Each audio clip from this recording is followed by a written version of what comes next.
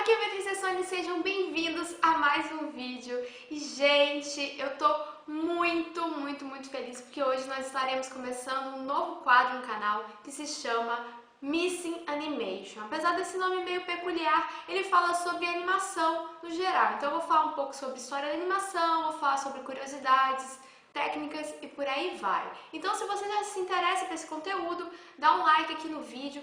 Não deixe de se inscrever no canal para perder nenhuma notificação, principalmente em relação aos vídeos sobre esse conteúdo, né, de animação, história da animação e por aí vai. E não esqueça de badalar o sininho, porque é muito importante você não perder nenhuma notificação, tá bom? Lembrando que eu tô mantendo os vídeos entre quinta e domingo, né, toda semana. Se tiver alguma alteração, eu vou estar avisando nas minhas redes sociais, que vão ficar aqui embaixo também na descrição em todos os vídeos, beleza? Então, galera, tá na hora da gente começar a falar sobre animação e eu separei um conteúdo muito bacana sobre os aparatos ópticos, né? Eu vou falar pra vocês o que são eles, para que eles servem e quais são os principais, né, os que têm mais destaque dentro da história da animação. Então, fiquem ligados e não esqueçam de fazer as coisinhas que eu pedi pra vocês, tá bom? Vamos nessa, vamos? Roda a vinheta!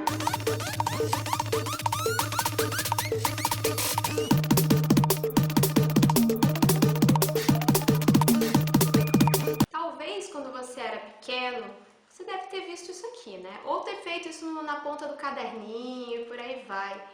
Ou você talvez deva ter visto isso aqui, ou feito isso aqui durante as aulas de artes e ter tentado fazer essa ilusão de movimento em que o peixinho ficasse dentro do aquário, ou talvez o passarinho ficasse dentro da gaiola.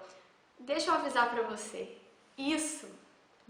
vocês, isso aqui, esses dois negocinhos assim tão simples podem ter sido vistos como brincadeiras por alguns de vocês. Vocês podem ter aprendido algumas coisas sobre animação com eles, e esses brinquedinhos aí, na verdade, são conhecidos como aparatos ópticos ou aparatos ópticos mecânicos, dependendo aí do autor. E os aparatos ópticos mecânicos foram criados exatamente para dar uma noção de movimento, né? De criar movimento dentro de uma sequência de imagens. Lógico que durante muito tempo o ser humano já tentava fazer isso. E isso foi percebido assim no início com as pinturas rupestres, né? Alguns homens das cavernas, entre aspas, né, a gente fala, eles fizeram algumas pinturas rupestres com várias pernas, né, dando a ideia de que o animal estava correndo ou estava se movimentando, né, fazer o registro dessa movimentação. Depois de um tempo também outros quadros, né, pinturas mesmo, tentaram simular o movimento de alguma forma, só que foi através dos dispositivos ópticos que a imagem começou a ter movimento de fato, isso sobre a nossa perspectiva, sobre o nosso olhar, até porque, né, a imagem não se mexe, sim, é uma grande ilusão de óptica, né? E os aparatos ópticos, eles serviram como antecessores não só do cinema de animação, né, da animação em si, como do cinema. Pois é, eles antecederam as nossas câmeras filmadoras e por aí vai. Mas a gente vai chegar por aí. Mas antes disso, vamos aprender um pouco quais são os aparatos ópticos e para que eles serviram dentro da história. A história dos aparatos ópticos começa lá em 1600 e pouco, com um jesuíta de nome super difícil, que eu vou até pegar aqui meu celular para ver, que é muito complicado. Athanasius Kircher. Meu Deus do céu, que nome é esse? O Athanasius, ele fez, então, a lanterna mágica, que foi o primeiro aparato óptico do mundo.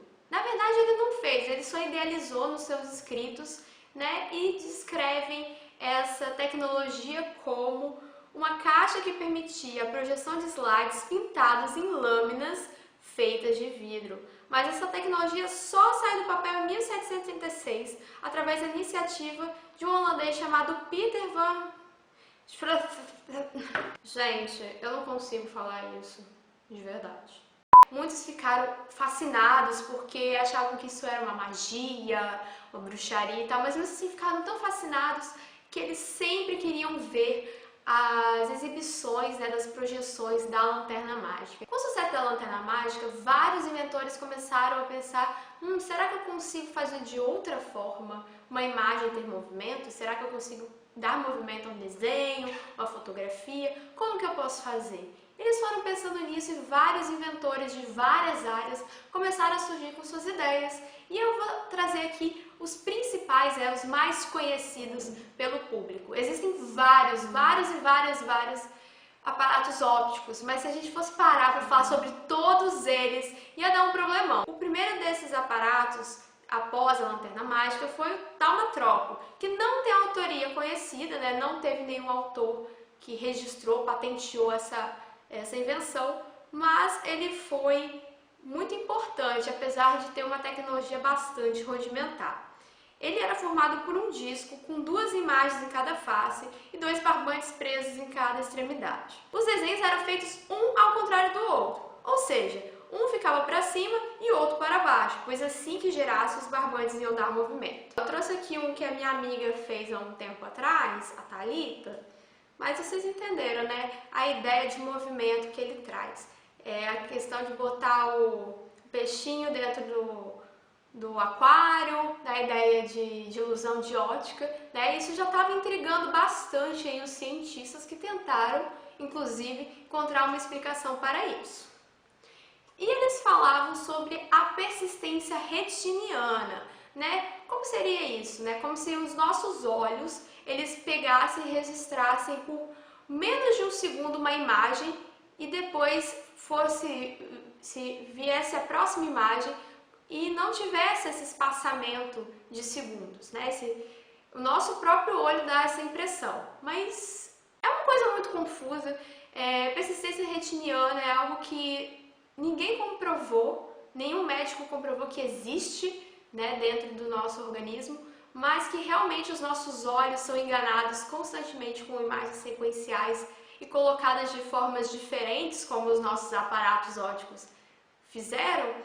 Então, né, a gente pode ver aí que a ilusão funcionou. Outro famoso aparelho foi o fenaquistoscópio, exatamente, o nome dificílimo, né, dificílimo, Deus que me livre, eu não sei o que deu no nosso querido Joseph Plateau, né, o Joseph Plateau em 1828 criou essa engenhoca, né, ele é formado por 2 discos, um disco ficava umas figuras pintadas de forma sequencial em torno de seu eixo e o outro possuía apenas pequenas aberturas expostas da mesma forma em torno do eixo. E se você olhasse pelo disco com os buraquinhos, você enxergava então a imagem sendo movimentada, até porque eles eram posicionados, unidos, né, entre uma haste que ficava no meio de cada um e essa haste tinha uma ligação para um cabinho que ficava rodando, né, esses discos. Então você ficava rodando os discos, rodando e olhando pela aberturazinha, o fechozinho, uma delas, e via o movimento. Um outro também que resolveu melhorar, né, a invenção do Plateau foi o nosso querido William Horner, que aliás era um relojoeiro. Acho que eu falei certo, né? E ele resolveu fazer uma invenção chamada zootrópico, que foi como eu falei, um aperfeiçoamento do Gente, eu não consigo falar, é muito nome difícil, eu vou ficar doida.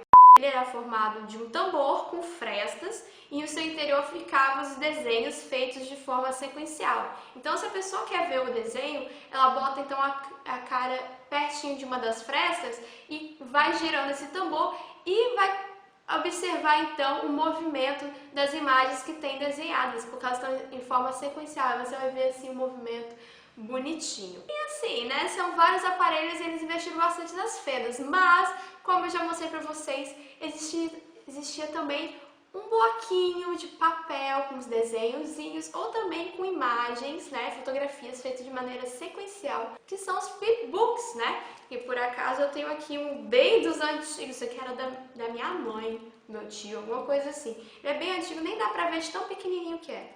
O flipbook, apesar de ser tão rudimentar e você só fazer um folhear de uma maneira certa do bloquinho, ele dava uma ideia de movimento bem bacana, então não tinha nenhum custo e tudo mais. E foi um aparato também sem dono, né? Não teve ninguém que patenteou essa invenção. Mas entre todos esses aparatos que foram feitos, o mais importante deles, o que teve mais destaque, foi o praxinoscópio. O praxinoscópio foi feito pelo Charles-Émile Reynaud. O Reynaud, ele era um pintor, né, um artista plástico, e ele viu nessa oportunidade de ampliar o seu dom artístico, né, ampliar suas possibilidades artísticas e resolveu aperfeiçoar os já existentes zootrópio. Pois é, você pode reparar aí que os inventores eles pegam uma invenção já pronta e vão aperfeiçoando, e foi isso que o nosso querido Reynaud fez. Mas o que ele fez para aperfeiçoar?